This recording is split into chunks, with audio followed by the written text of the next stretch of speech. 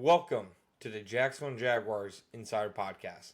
My name is John Shipley. I am your host and beat reporter, and I've been your beat reporter covering the Jacksonville Jaguars for On SI each and every day since August 2019, and we are continuing to move forward through yet another season together. As always, you can find our 24/7, 100% free, boots on the ground coverage of the Jacksonville Jaguars when you follow us on social media such as Facebook or Twitter at Jaguars on SI. You can also find us at www.si.com/NFL/Jaguars. All right, folks, welcome to today's episode of the Jacksonville Jaguars Insider Podcast. I, of course, am your host and beat reporter, John Shipley.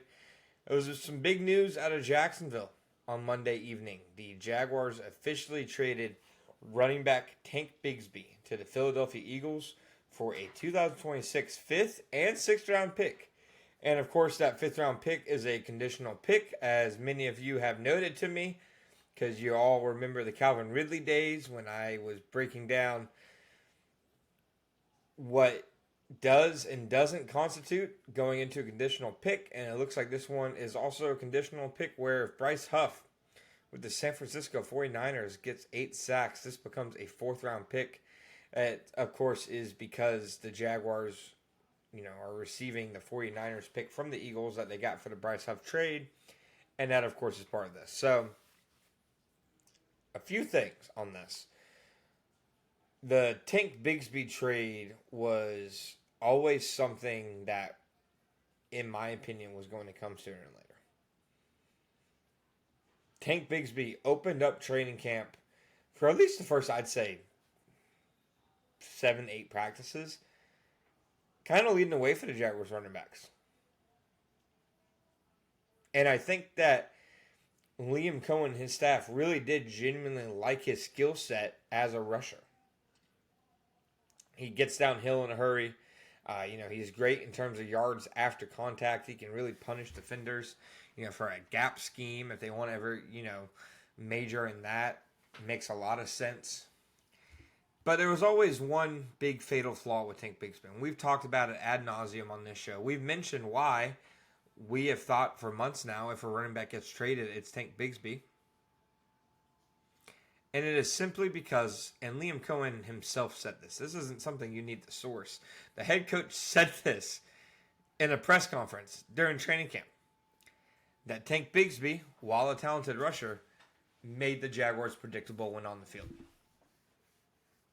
You could not, in my opinion, trust Tank Bigsby on passing downs. I don't think the Jaguars felt they could. Whether it was as a pass catcher, he had a lot of issues there over the last few seasons, issues in practice as well. I'm talking about even routes on air. But more importantly, I think, issues in terms of blitz pickup and pass protection. These just were not Tank Bigsby's strengths. Everybody has their strengths and weaknesses. Those were his weaknesses. His strengths, obviously, were the fact that, he was such a powerful downhill rusher and he could really, be the hammer in between the tackles. But because he wasn't able to make an impact on passing downs, and because this Jaguars offense is predicated on not being predictable and by being able to run a handful of different things out of one certain look or another, then the Jaguars simply could not move forward with Bigsby as a big part of their offense. And again, this isn't something we're saying sources say. Liam Cohen said it. Liam Cohen said it, that he needed to work on pass protection because he made their offense predictable when in, and that is, to me, the bottom line of the Tank Bigsby trade. I had first heard the Jaguars were shopping Bigsby, sometime around the first preseason game.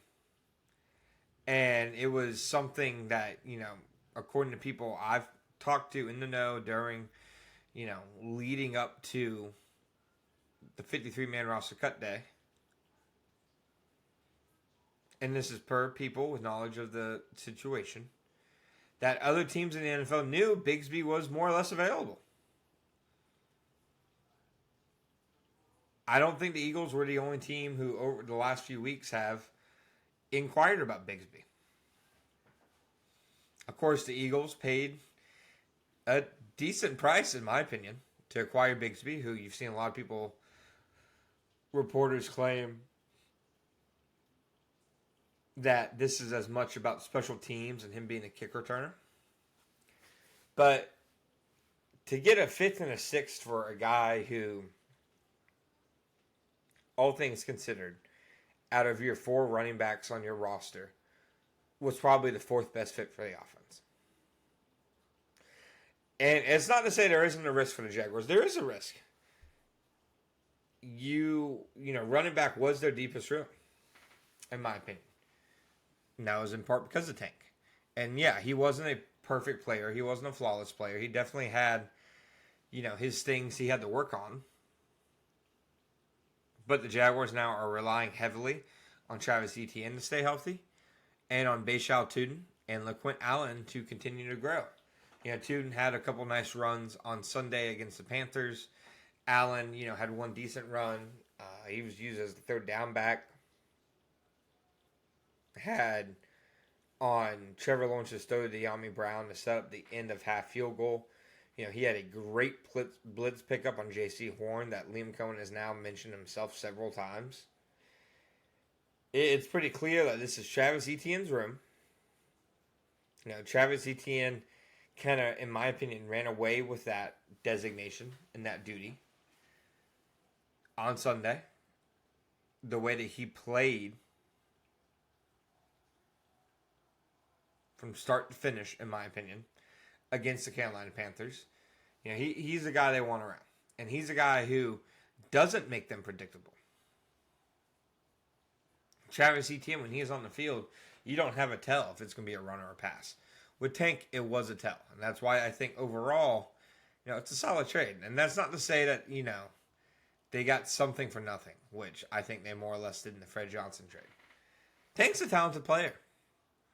Tank's a very talented player. The way he runs and the mentality he has when doing it is, to me, very impressive. But you have to have, in my opinion, a complete game to, and this isn't just quarterback. This isn't just running back.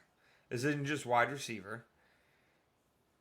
This isn't just corner or linebacker. Like, this goes for all positions.